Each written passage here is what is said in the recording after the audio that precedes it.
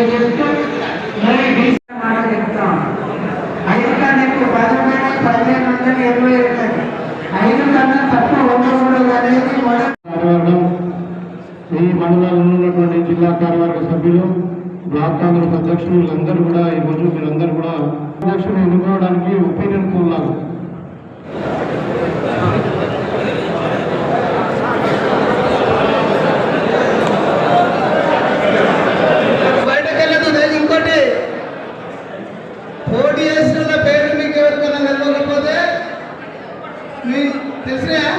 నియోజకవర్గం నుండి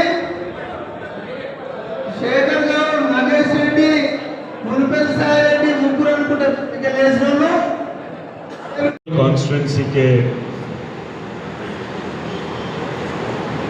ये ब्लॉक है सर, ए ब्लॉक के सारे कांग्रेस लीडर्स आप सबको ऑल इंडिया कांग्रेस समिति के प्रेसिडेंट मल्लिकार्जुन खड़गे साहब और हम सब के लीडर राहुल गांधी साहब का आदेश है कि मुझे निज़ामाबाद आकर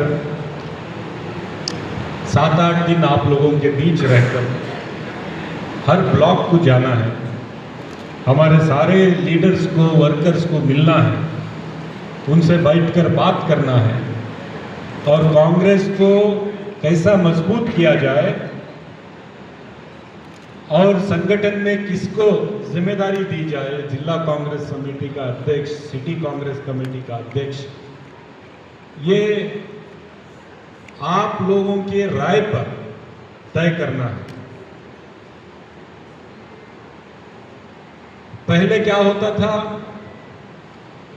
दिल्ली में बैठकर फैसला करते थे कि कौन डिस्ट्रिक्ट कांग्रेस कमेटी प्रेसिडेंट बनेगा, दिल्ली में बैठकर फैसला करते थे कि कौन एमएलए बनेगा, कौन पंचायत लड़ेगा, हैदराबाद में बैठकर फैसला करते थे कि कौन क्या बनेगा। निजामाबाद में रहने वाले लोगों की फीलिंग, हमारे कार्यकर्ताओं की, नेताओं की ओपिनियन की कोई मायने नहीं रहता। इसलिए राहुल गांधी जी ने और मल्लिकार्जुन खड़गे साहब ने ये फैसला किया कि जो भी बनेगा वो हमारे पार्टी के कार्यकर्ताओं और नेताओं के राय से बनेगा। क्यों बना रहे हैं? इसलिए बना रहे क्योंकि कांग्रेस पार्टी में आपकी उतनी अहमियत है जो बीच में नहीं थी, फिर वापस राहुल जी वो अहमियत आपको लाकर दे रहे हैं। मेरा भी एक क्षेत्र है, मैं भी वहां से एमएलए हूं, लेकिन 8 दिन क्षेत्र के बाहर आकर आपके बीच में बैठा हूं।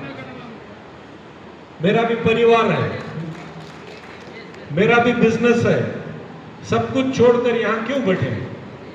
इसलिए बैठे हैं कि राहुल जी का, खड़गे साहब का आदेश है कि निजामाबाद में कांग्रेस पार्टी मजबूत होना, हमारे नेता कार्यकर्ता क्या बोलते हैं वो बात हम तक पहुंचना, आप जो बताएंगे दिल्ली तक वो बात हम लेकर जाएंगे। आज आप पूछ सकते हैं कि कांग्रेस पार्टी क्यों मजबूत होना चाहिए?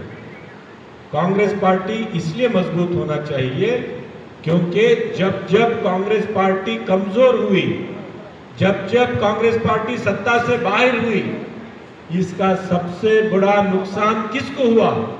इस देश के गरीब को, इस देश के किसान को, इसके देश के नौजवान को, इस देश की महिलाओं को, इस देश के दलित को, इस देश के माइनॉरिटी को, इस देश के हर गरीब को, चाहे वो फॉरवर्ड कम्युनिटी हो, बैकवर्ड कम्युनिटी हो, सबको नुकसान हुआ। जब जब कांग्रेस पार्टी कमजोर हुई, हम सबको नुकसान हुआ। जब बीजेपी मजबूत हुई, किसको फायदा हुआ? क्या किसान को फायदा हुआ? बताइए, आप यहां बैठे, किसान को फायदा हुआ? किसी को फायदा नहीं हुआ। हमारे देश के प्रधानमंत्री नरेंद्र मोदी, उनका बयान है, एक बार नहीं 10 बार उन्होंने स्पीच देते हुए कहा था, अगर नहीं है तो सोशल मीडिया में जाकर देखिए, जब वो प्राइम मिनिस्टर बने थे उन्होंने क्या कहा था, 2022 तक 2022 तक किसान की इनकम डबल कर देंगे। कहा था कि नहीं कहा? कहा था कि नहीं? किसान की इनकम डबल करने की बात किसने कही थी? मोदी सरकार ने कही थी। डबल हो गई? बताइए, डबल हो गई? बीजेपी की सरकार, नरेंद्र मोदी की सरकार की तरफ से किसान को ये 1 रुपये का फायदा हुआ? मनमोहन सिंह जब थे उस जमाने के 72,000 करोड़ रुपए किसानों का कर्जा माफ किया था। जो भी किसानों को मिला वो कांग्रेस पार्टी की तरफ से मिला। आज भी मुझे सुबह बता रहे थे भूपत रेड्डी साहब, आपके एमएलए साहब, के इस जिले के किसानों के लिए यहां की हमारी कांग्रेस पार्टी की हुकूमत ने एक एग्रीकल्चरल कॉलेज निजामाबाद के लिए अप्रूव कर दिया है। आप ही की कॉन्स्टिट्यूंसी में शायद वो आ रहा है। आप सबको अभिनंदन, आप सबको मुबारकबाद। देशभक्ति की बात करने वाले, नारे बड़े बड़े लगाने वाले ये बीजेपी के लोग किसानों के लिए कुछ नहीं करते। उनको पता ही नहीं किसान की तकलीफ क्या है।